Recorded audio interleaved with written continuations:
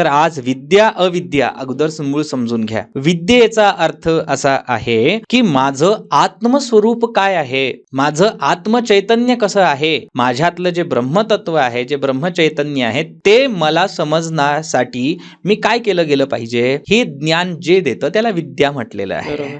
आणि अविद्या म्हणजे काय, मला माझं अस्तित्वच माहिती नाहीये. मग ते अस्तित्व बाह्य रूपाने असेल किंवा अंतरंगाने असेल किंवा चुकीचं माहिती असेल, म्हणून यापर्यंत जे पोहोचवतं ती अविद्या. आणि यांच्यापासून जी तुम्हाला स्वतःचं आत्मावलोकन, आत्मसाक्षात्कार जी करून देते ती म्हणजे विद्या इथे सांगितलेली आहे. पण ह्या सगळ्या विद्येनंतर एक अशी पण विद्या आहे की जे तुम्हाला त्या ज्ञानाची अनुभूती करून देतं, त्याला महाविद्या म्हटलंय. विद्या हे फक्त ज्ञानाशी संबंधित असलेला शब्द तुम्हाला जरी वाटत असला, पण महाविद्या हा अनुभवाशी संबंधित शब्द आहे.